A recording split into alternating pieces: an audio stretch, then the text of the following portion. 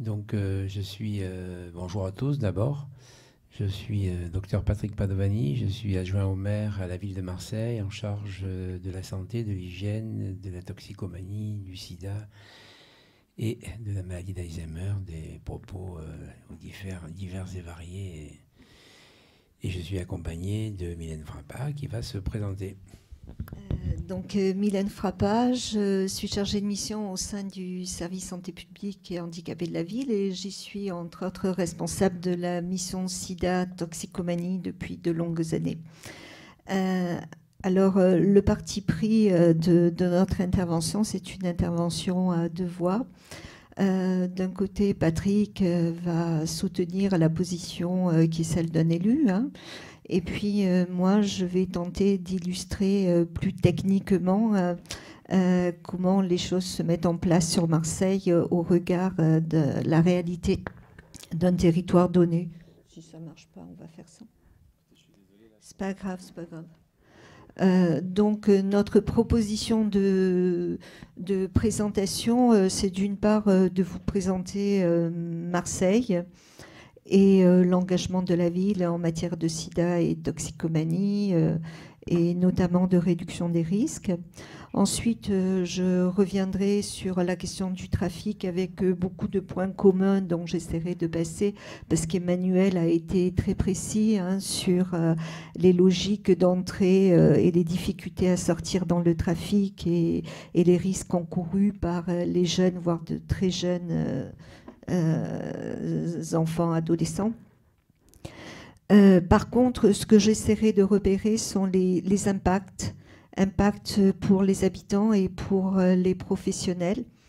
Et comment, alors nous, notre parti pris, ça a été de dire qu'il faut faire la réduction des risques sur cette question. Bon, c'est pas complètement reconnu par tous, mais on est persuadé que les principes et les partis pris de la réduction des risques, il est important de les reconduire dans d'autres domaines, et celui-ci en particulier.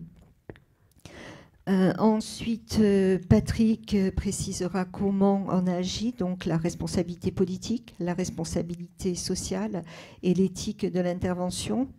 Et enfin, je vous présenterai très, très rapidement les actions sur Marseille et nous tenterons d'identifier les limites auxquelles nous sommes encore et toujours confrontés et néanmoins les propositions que nous avons à faire. Vous présentez succinctement notre ville, 24 000 hectares, la 7e commune la plus grande de France, un potentiel urbanistique de la moitié de cette étendue, l'autre moitié étant des espaces naturels, positionnés entre mer et collines et la ville des paradoxes. 860 000 habitants, 24% de population de moins de 25 ans, 24% de population de plus de 65 ans. Des territoires très disparates. Un centre, un nord de la ville, qui recueille la majorité des populations de moins de 25%, et un secteur sud et un secteur est qui rassemble la population de plus de 65%. De 65 ans, pardon. Une précarité dans laquelle 53% simplement des ménages sont imposés à Marseille, avec une médiane des revenus de 16 500 € par an. 14% de notre population vit en dessous du seuil de pauvreté, avec une progression qui se ralentit par rapport à la progression nationale, mais qui est de 1,3% par an. 48% d'allocataires à bas revenus au niveau de la CAF et 10% de RSA socle, alors qu'en France, la moyenne est de 6%. Un chômage qui a une progression moins importante qu'au plan national aujourd'hui, peut-être parce que nous partons d'une situation plus basse et qu'aujourd'hui, malheureusement, l'équilibre se fait par le bas et non pas par le haut. 5% contre 8% annuel. Paradoxalement, parce que je dis qu'on est une ville des paradoxes, une formation en hausse aujourd'hui au niveau des publics en situation de recherche d'emploi.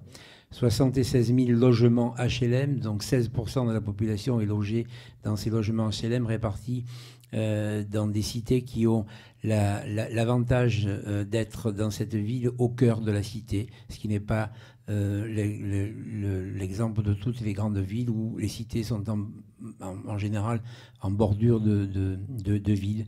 Et là, nous avons ces cités en plein cœur de ville, ce qui aussi traduit une façon différente d'aborder les politiques d'appréhension des publics en difficulté et des publics délinquants. Une progression de logements de 10 000 logements à peu près par an et une population de SDF au sens large, c'est-à-dire de gens qui n'ont pas de domicile fixe, pas forcément des gens qui sont dans la rue, mais des gens qui sont sur des foyers d'accueil, des gens qui sont dans des nuits d'hôtel de 12 600 personnes avec le chiffre étant là très officieux, 3 500 Roms qui circulent dans la ville de Marseille d'un point à un autre.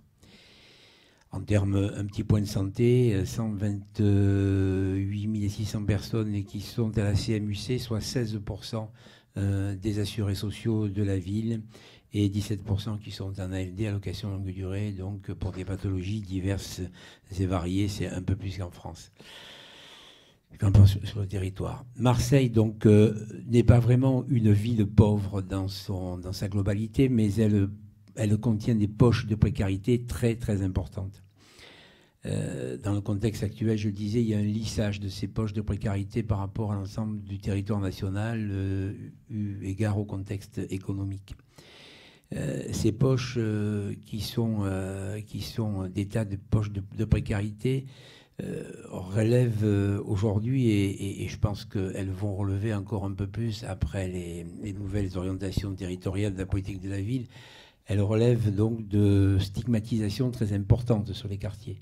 C'est-à-dire que quand on repère des territoires, on les repère par rapport à des situations globales et générales qui sont le fait d'une minorité. Et ces territoires sont considérés avec un a priori par rapport à une minorité d'action, ce qui veut dire qu'une majorité de cette population est, j'allais dire, prisonnière d'une situation et d'une idée souvent reçus et véhiculés d'une façon négative alors qu'ils sont victimes.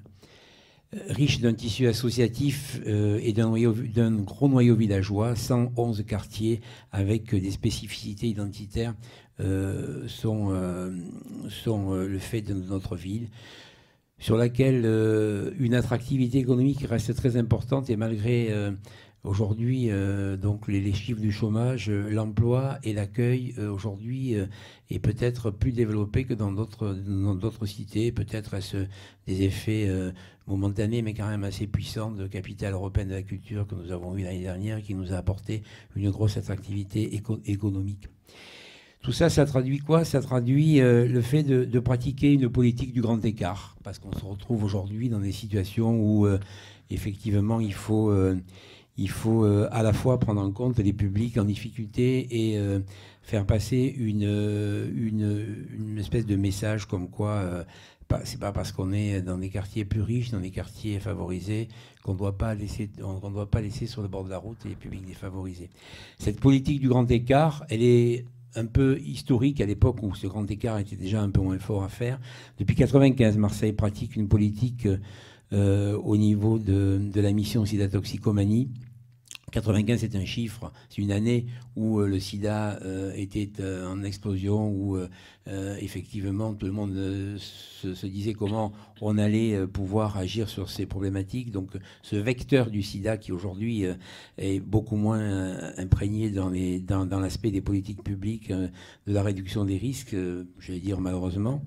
Donc depuis 1995, une réelle politique d'action de la municipalité qui a été traduite par l'engagement très important de Jean-François Mattei, que certains peut-être ici connaissent comme ayant été ministre de la Santé à une certaine époque. Avec une nécessité de coordination, de soutien spécifique de la ville et de responsabiliser les relations de proximité. Et ceci toujours dans un respect de l'intégrité, de la dignité des personnes, dans la nécessaire solidarité, à travers une politique globale menée toujours sur les territoires pour ne pas, ce que j'évoquais tout à l'heure, un peu stigmatiser une partie de ces territoires qui vont peut-être le devenir malheureusement, vu l'orientation des politiques de ville aujourd'hui. Ceci va se construire autour de deux grands axes: la prévention et la réduction des risques liés au usage de drogue et l'accès au droit. Notre mission est, à titre anecdotique,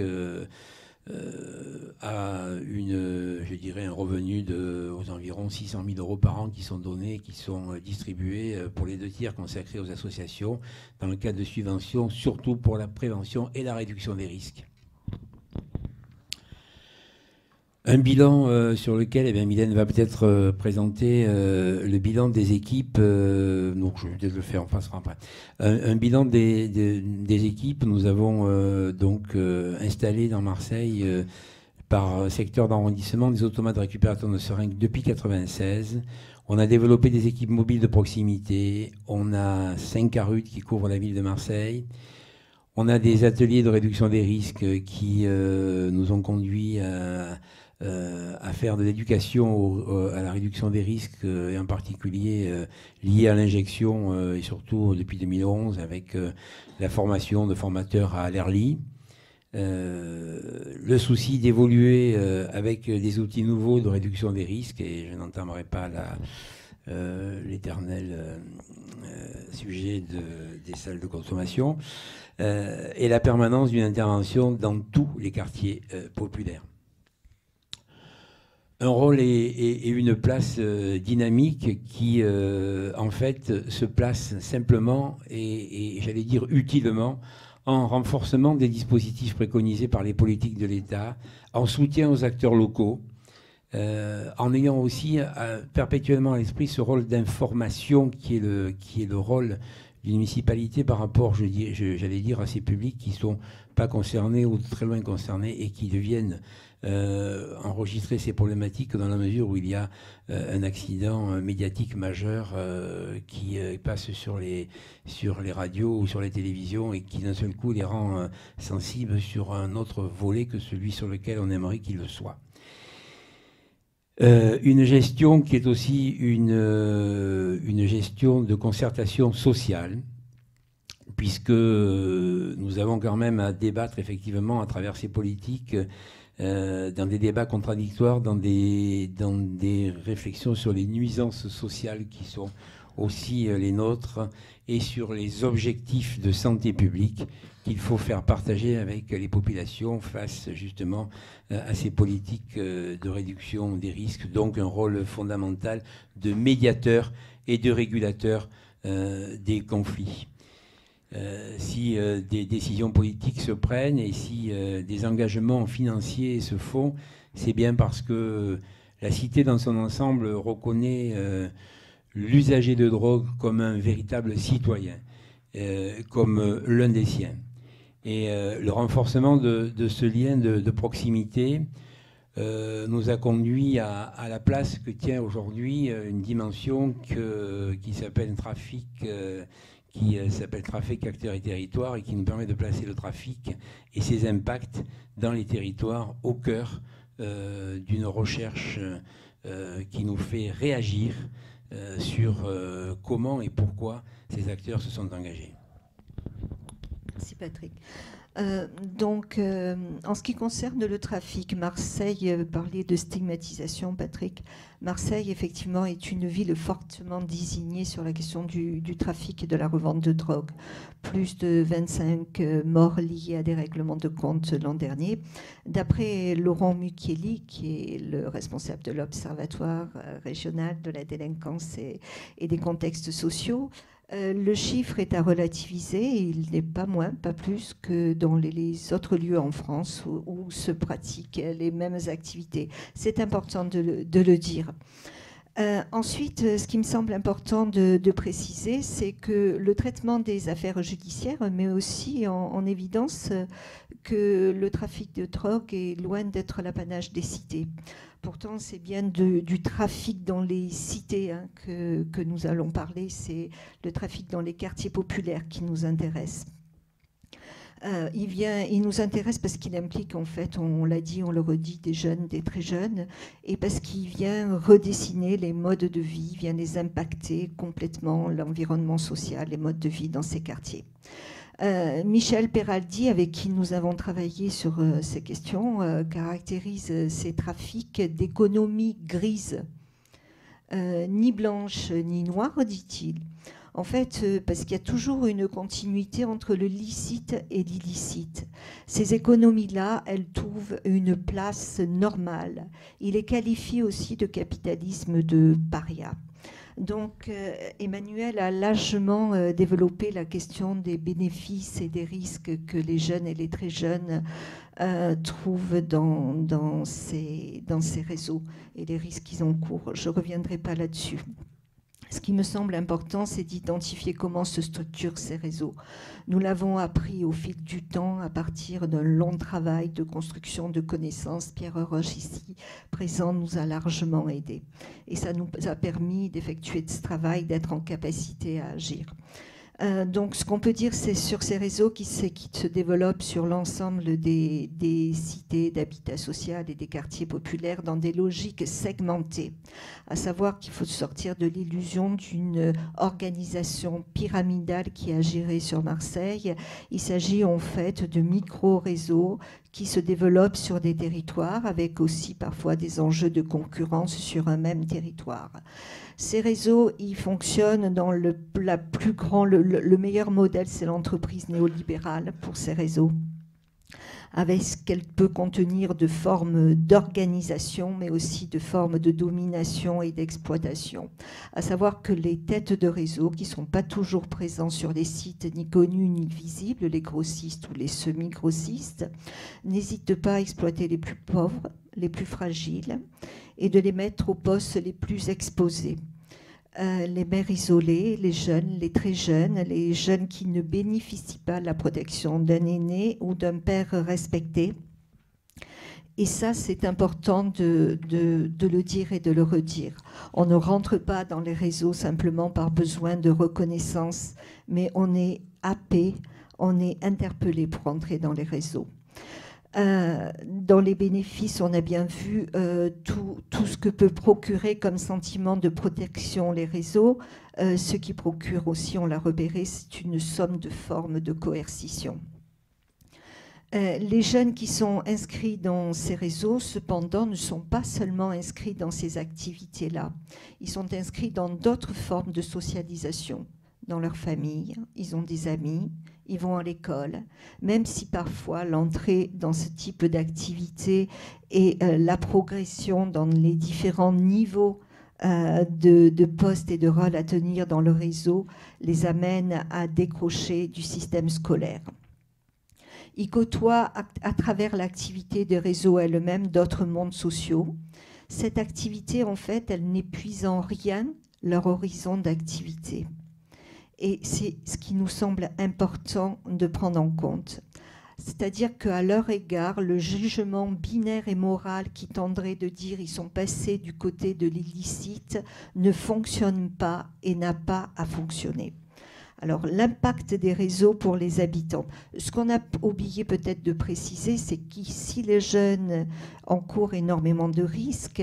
Les têtes de réseau, les grossistes, les semi-grossistes en encourent aussi, si ce n'est que pour eux, les risques sont calculés. Par exemple, le risque incarcération et temps d'incarcération est largement mesuré. À ce moment-là, on choisit des personnes pour se faire remplacer sur ces fonctions-là, mais on surveille depuis le lieu d'incarcération comment ça se passe, dans des liens très, très structurés aussi. Ces mêmes têtes de réseau sont à mesure, parce qu'ils ont les codes économiques et sociaux, d'investir dans de l'immobilier, dans de l'achat de commerce, etc. Ce qui n'est absolument pas le cas pour les gamins. Ils sont dans une logique de la consommation très bien expliquée, une logique de la flambe. Alors l'impact pour les habitants. Ce qu'on peut dire, là je reparlerai de stigmatisation. C'est-à-dire que le discours général qui est porté sur les trafics des cités vient largement désigner aussi un territoire et des habitants. Les parents, par exemple, sont toujours interrogés sur leur capacité ou leur responsabilité éducative. Les habitants des quartiers sont invités à des logiques de gestion endogènes, comme s'il leur revenait de réinstaurer le droit, de remettre de l'ordre dans les lieux et de gérer les phénomènes qui sont présents sur leur lieu de vie. Ils se retrouvent en permanence entre désignation et une implication permanente. Ils sont sollicités pour être impliqués dans ces lieux de vie. Les revendications, les plaintes que eux-mêmes portent sur ces mêmes questions et qui sont mises en avant, elles restent sans réponse. Il leur est demandé des pratiques impossibles dans le contexte. Par exemple, je pense à la plainte individuelle et ciblée. On leur demande systématiquement de porter plainte et de nommer et d'identifier. Ce n'est pas possible dans ce contexte. Les habitants sont complètement démunis pour parler aux institutions de cette question. Ainsi, les demandes de soutien et de protection des mères, très souvent des mères qui sont seules quand leur enfant se met à frayer avec le réseau, restent sans écoute ou sans réponse. La question de la protection des mineurs sur laquelle nous souhaitons, comme vous, revenir sans cesse, ne peut pas être évoquée. Les institutions publiques sur ces mêmes territoires se mettent en retrait. Il y a une réduction des services publics et souvent restent seuls sur place les bailleurs sociaux et des intervenants qui sont issus eux-mêmes des milieux avec toutes les difficultés et les ambiguïtés à tenir cette position. Les projets de requalification urbaine, quant à eux, traînent en longueur et ils prennent rarement en compte les dimensions sociales de la requalification. Le temps des institutions n'est pas celui des habitants. Et aujourd'hui, la politique de la ville vient même réduire les espaces d'intervention. Donc, pourtant, ces quartiers sont aussi chargés d'une multiplicité de paradoxes. Quand on vit dans ces quartiers, on y est foncièrement attaché. Et il y a des liens de proximité très forts, très riches, denses. C'est là où on habite, c'est là où on a ces relations sociales, ces espaces de sociabilité, où on se connaît. Il y a une pratique de la ville qui s'organise à partir du quartier. Il y a des pratiques de ressources et de solidarité. On a pu le tester, par exemple, on a mis en place un dispositif pour accompagner les familles dont les enfants avaient été tués. Accompagner ces familles victimes de crimes dans des relogements possibles, c'est ce qu'elles demandent dans la semaine, dans le mois qui suit. Et à chaque fois qu'on a trouvé un logement, les familles n'ont plus voulu partir. Parce que malgré tout, leur vie continuait, leur vie était là, quoi. Ou certaines sont parties et sont revenues dans le quartier. La limite de l'aller ailleurs est importante parce qu'elle vient signer une fragilité accrue.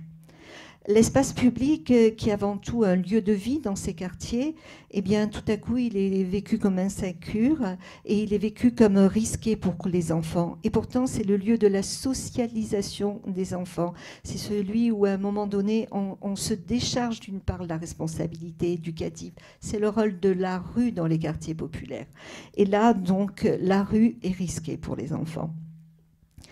Ce qui se passe aussi, c'est que la plupart des familles, des habitants, eh bien, connaissent les jeunes qui sont impliqués dans les réseaux depuis qu'ils sont tout petits. Donc c'est difficile à tenir cette relation entre familiarité et méfiance. Il y a des rapports ambigus qui se mettent en place, des rapports de protection et puis rapidement de coercition et de menaces. La protection, ça peut passer par je t'aide à payer telle dette de loyer et puis contre service rendu, ou je t'aide à transporter les courses de la grande surface du coin parce que tu n'as pas de moyens, tu n'as pas de véhicule à disposition. Le rôle des nourrices, des femmes qu'on appelle les nourrices, naît de cette complexité. Les mères isolées, je l'ai déjà dit, en panne de figure d'un père respecté, sont ciblées, mais très clairement ciblées par les réseaux. Il y a des stratégies très claires qui se mettent en place. C'est difficile à dire tout ça, parce que le trop de proximité ne permet pas d'exprimer la peur. Mais ce que ça produit, c'est une forme de repli et une absence de parole collective. Ce que nous avons souhaité prendre en compte, vous le verrez ensuite. Du côté des professionnels, très rapidement, ce qu'on repère, c'est un sentiment d'impuissance. une incapacité pour les professionnels eux-mêmes à se détacher des représentations communes sur les quartiers et les jeunes. C'est-à-dire ils ont un discours complètement redondant avec ce que disent les médias et ce qu'on peut entendre au bar du coin. Les grilles d'analyse de la réalité que tout professionnel doit se construire pour agir ne sont plus opérantes dans ce cas-là. Pour les professionnels qui sont issus du terrain, de ces quartiers, il y a une perte de légitimité. Eux qui étaient la figure positive des quartiers il y a 10 ans ne le sont plus. La figure positive a basculé de l'autre côté, du côté de l'argent, du côté de l'avoir et du côté du rapport de force. Les collectifs de travail dans les équipes et les institutions ne portent pas cette question de la gestion des trafics, du comment on doit faire. Il y a une absence de prescription institutionnelle et on s'en débrouille seul. Le partenariat de proximité, de la même façon, ne peut pas se faire. Il est complexe. Il y a une tentation de l'évitement et un renforcement du discours sur la loi. Les jeunes sont sur la loi, moi, je symbolise la loi, donc je ne vais pas vers ceux qui sont hors la loi. Il y a une mise à distance des jeunes qui sont dans des pratiques illégales. Nous, les acteurs de la réduction des risques de longue date, on a connu, ce sont les mêmes phénomènes, on les a connus. Donc, ce qui nous semble, c'est que l'accompagnement et la proximité doivent être interrogés de façon collective, obligatoirement. Quand les pratiques se remettent en débat, il est possible d'avoir des prises d'appui sur des leviers tels que la notion de protection des mineurs et de l'enfance qui a revisité complètement aujourd'hui avec ces prises de risque. Il nous est possible à ce moment-là de travailler la question de l'accompagnement et des prises en charge individualisées en saisissant les moments opportuns. On le disait tout à l'heure, ces jeunes, ils ont un pied dedans, mais ils ont un pied dehors. Il y a des moments opportuns à saisir. Les postulats de réduction des risques sont pour nous de véritables référentiels sur ces questions. Le non-jugement, la coélaboration avec les personnes concernées, la réflexivité permanente, l'analyse objectivée des situations, la production de savoir en permanence. On a une exigence de production de savoir. Et puis, perdre et lâcher l'idée de l'éradication qui est construite autour d'un point de vue moral. Et enfin, le choix du pragmatisme et de l'action concrète. La réduction des risques, et c'est là qu'elle a démontré sa force aussi au fil des années, c'est le souci de l'articulation permanente avec l'action publique globale. Revendiquer et construire cette articulation. Il ne s'agit pas d'agir seul dans son coin, il faut que la façon d'agir qui est la nôtre soit reconnue à un moment donné comme modèle d'action publique. Alors agir, c'est bien là le mot. Il s'agit de soutenir cet engagement d'action sur 3 bases, une responsabilité politique, une responsabilité sociale, voire une responsabilité éthique quand l'objet et la morale sont aujourd'hui des sujets de discussion vis-à-vis du grand public. Les axes de travail portés par la ville répondent surtout à un postulat fort. Il y a toujours quelque chose à faire. Nous pouvons rester dans le sentiment, nous pouvons rester sur un sentiment d'impuissance ou sur ces discours stériles de l'éradication à tout prix. Ces derniers, tout comme le discours de repli d'ailleurs derrière la loi, nous conduiraient à abandonner des territoires, ce qui est souvent fait par les institutions d'État. Abandonner des populations, je pense notamment aux jeunes dont nous savons maintenant que les prises de risques, et on l'a évoqué dans les trafics, ne viennent pas obligatoirement signer des carrières de délinquants. C'est pas inéluctable. Donc il s'agit de la nécessité de réoccuper ces territoires.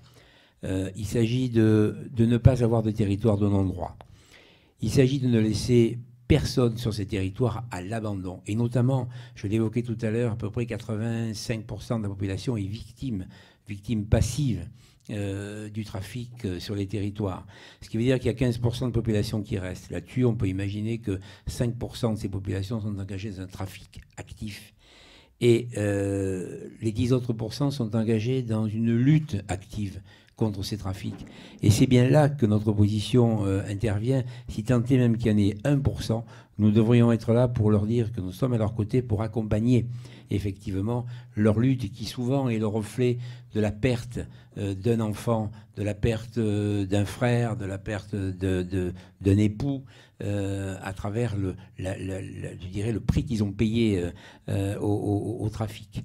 Donc ça se conduit comme l'a dit Mylène au niveau de la protection des mineurs. C'est un espace sur lequel il faut qu'on soit très attentif et très vigilant. Et ça se conduit aussi sur la réduction des risques et la prise en compte des vraies politiques de réduction des risques, par des préventions, par des actions sociales.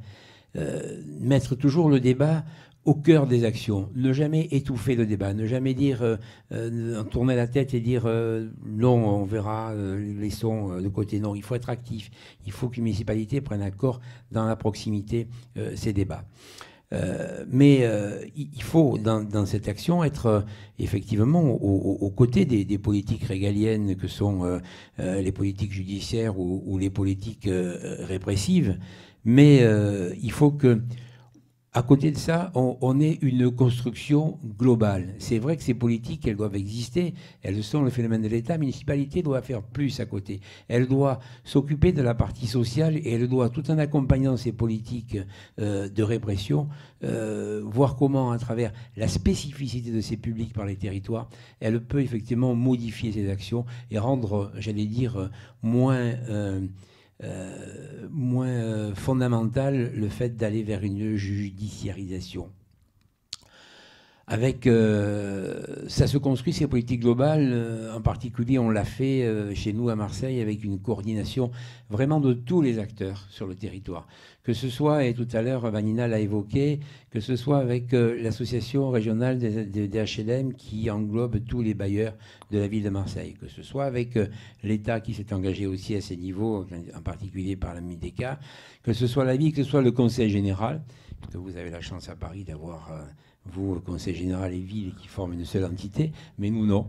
On avait défini ce qu'a évoqué tout à l'heure Vanina, les stratégies d'anti-violence intégrées qui était un projet sur lequel nous avions, nous en tous les cas, la ville et la ROHLM fondé beaucoup d'espoir parce que à travers le diagnostic qui a été fait, on s'est aperçu que, venant d'ailleurs d'un œil un peu extérieur à Marseille, tout en étant quand même des acteurs très proches, vous aviez une approche qui était assez innovante et vous aviez la possibilité de modifier le comportement aujourd'hui des acteurs sociaux sur le terrain.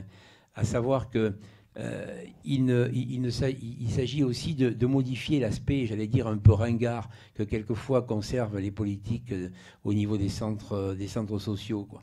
Quand on a à expliquer à un groupe d'enfants qui sont issus de ces cités comment on fait du coloriage ou comment on fait du découpage à des gosses de 6 ans ou 7 ans pour essayer de les occuper, alors que ces gamins de 6 ans ou 7 ans, ils manipulent sur le web les smartphones de leurs parents ou les leurs même avec une dextérité déconcertante. Je veux dire, il y a là quelque chose qu'il faut aussi que nous soyons des acteurs locaux qui permettent de modifier ces politiques et que, comme c'est de notre ressort, puisque ces acteurs sur le terrain, c'est de nous qu'ils dépendent, il nous faut effectivement réfléchir à modifier ces comportements.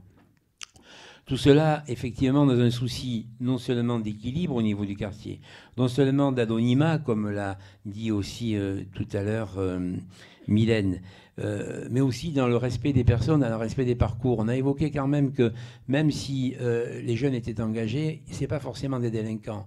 Donc c'est à travers ce respect aussi, quelquefois, des parcours, cette compréhension de ces parcours, que peut-être on peut les sortir du deuxième pas qu'ils mettront à l'intérieur du trafic. Et tout ça nous a conduit pendant 10 ans donc, à mener depuis 10 ans ces politiques de soutien avec une action permanente sur les territoires et notamment avec une action dont j'ai évoqué tout à l'heure l'importance qui s'appelle trafic, acteurs et territoires. Donc là, je vais essayer d'être très rapide et comme je sais que les acteurs de la réduction des risques aiment l'action concrète, je vais rentrer dans le concret. Trafic, acteurs et territoire, c'est sur un territoire, les quartiers nord de Marseille, 13, 14, 15, 16, à l'échelle de la ville de Bordeaux, je le répète par toujours pour qu'on puisse repérer l'ampleur du territoire. Donc c'est un collectif permanent d'acteurs de terrain, des professionnels, des habitants, des associations d'habitants, des collectifs, mais aussi un collectif qui réunit à notre demande des institutions publiques, parce que quand on agit, il est important d'être reconnu dans l'action par les institutions publiques. Donc ce comité de pilotage, il se réunit tous les 2 mois sur ce quartier et il soutient des actions et il développe des actions transversales. Les actions qu'il soutient, elles sont portées par ceux qui y sont. Le premier axe, c'est le soutien à la mobilisation des professionnels que j'ai évoqué tout à l'heure. C'est un travail qui conduit depuis 10 ans. Pierre, qui est présent ici, Pierre Roche, l'a engagé avec nous. Et depuis, plus de 60 professionnels ont suivi ces groupes de travail accompagnés par 6 chercheurs. Ces groupes de travail, ils permettent une véritable transformation des pratiques. D'abord, ils produisent du savoir. Ils nous ont aidés à comprendre comment s'organise le trafic. Tout ce qu'on vient de dire sur comment ils s'organisent, comment les jeunes y sont, les prises de risques, c'est ce travail-là et avec les habitants qui nous a permis de le faire. Aujourd'hui, il nous semble qu'il faut aller au-delà, qu'il faut transférer cette connaissance ailleurs. On a construit avec des personnes qui ont participé à ces groupes un module de formation et le conseil régional va le prendre en compte au titre de la formation continue. C'est important. L'objectif 2, c'est le soutien et la mobilisation des habitants. Même chose, il y a un collectif de travail sur une cité qui est un haut lieu de trafic. Pour nous, le trafic, c'est souvent trafic de cannabis et puis la diversification aujourd'hui de ces réseaux, c'est aussi autour du trafic de cocaïne de bonne qualité. Je m'adresse là aux personnes des CARUD qui connaissent bien l'activité des réseaux. Soutien à un collectif d'habitants et de professionnels sur une de ces cités qui s'appelle Ensemble dans la prévention, mais aussi constitution d'un groupe d'habitants volontaires de tout âge, tout sexe, et de plusieurs quartiers qui ont engagé la même démarche que les professionnels en se disant on veut agir, mais avant d'agir, il faut comprendre. Et là, à l'heure actuelle, donc ce groupe ne cesse de s'élargir. Il est porté par un centre social. Donc les questions qui se posent, c'est autour de la capacité à interpeller des gamins, de la question éducative, de l'interpellation des institutions. Ils ont reçu la justice. Ils ont remis à plat avec les services de l'aide sociale à l'enfance la question de la protection de leurs propres enfants, etc.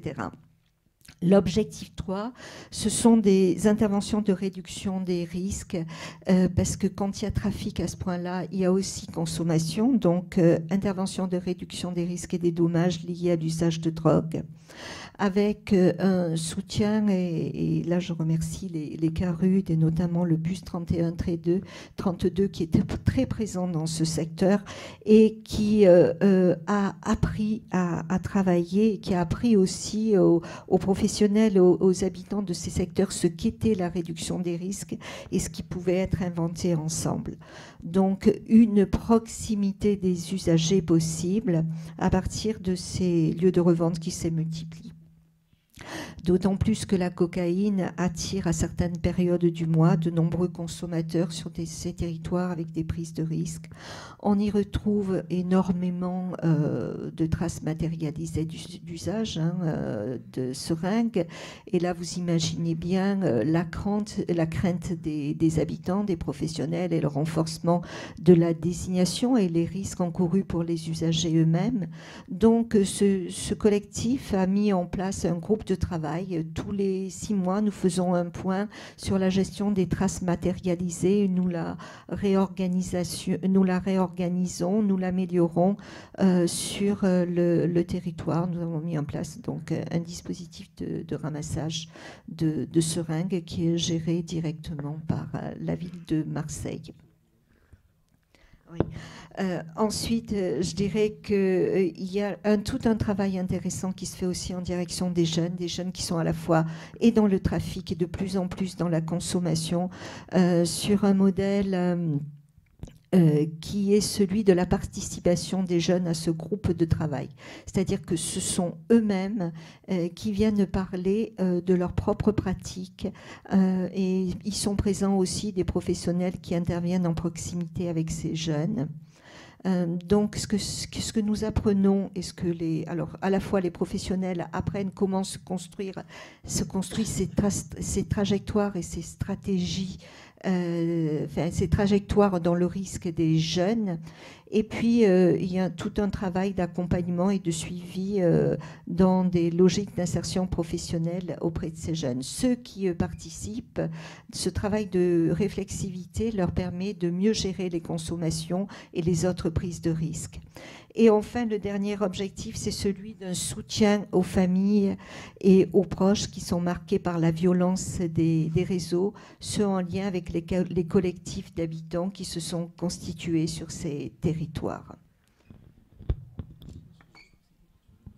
Juste rapidement pour deux mots qui ont déjà été plus ou moins dits dans ce qu'on a évoqué. Certes, effectivement, toutes ces politiques ont quand même des limites et sont l'objet de tensions. Alors ces limites, on les voit très bien, c'est la force des déterminants sociaux tels que la précarité, l'absence d'emploi, l'échec scolaire, la lenteur des projets de requalification des territoires, la plasticité des réseaux et leur force de recomposition, de réorganisation. Du côté des professionnels, les limites, c'est la faiblesse des structures employées pour la prise en charge de ces phénomènes, et où parfois les professionnels se qualifient eux-mêmes et leur hiérarchie ne suit pas forcément. La reconnaissance institutionnelle n'est jamais complètement acquise. Nous ne pouvons intégrer ces modalités de travail dans une approche qui souvent n'est pas partagée par tous, même à force de volonté d'essayer de le faire. Quelquefois aussi, on a des absences de cohérence. Il est difficile de rallier autour d'une pratique qui fait bouger nécessairement les pratiques et les réflexions de chacun. Et il est difficile de faire bousculer souvent et même basculer les dogmes professionnels. Ces limites, elles nous donnent aussi quelques tensions, malgré la force de notre expérience et les savoirs des connaissances produits par les acteurs. Les acteurs institutionnels révisent très peu leurs cadres et leurs axes d'intervention en direction des territoires de ces publics. Les points de vue pour l'approche de santé publique, l'approche éducative, l'approche de développement et de cohésion sociale restent toujours considérés comme mineurs pour certains acteurs. Et la recherche de solutions pour eux repose toujours sur le modèle de la répression, de la judiciarisation. Nous avons du mal à faire avancer sur ce terrain les ententes interministérielles que devrait prôner la Mildeka. Vous avez la chance à Paris d'être près d'eux. Nous, à Marseille, on est vraiment assez éloignés et je trouve qu'on y est de plus en plus. La RDR nous a appris à devancer, à contre-courant et à conduire des savoirs d'experts et à monter la pertinence de nos hypothèses dans la durée. Je pense et nous sommes convaincus qu'un chantier national est engagé au niveau de ces actions de micro-territoire. Le Forum français l'a évoqué avec sa vie. Je pense que ce qu'il a fait chez nous, il pourrait le conduire ailleurs, même si chez nous, c'est pas complètement fini encore. Donc, ce débat, il doit être enrichi par les expériences des uns et des autres, par la démonstration de ce qu'on est capable de faire. Et il doit surtout être un débat qui doit engager tous les politiques et tous les politiques de tout le territoire. Je pense que nous pouvons y contribuer et nous pouvons y arriver. Merci.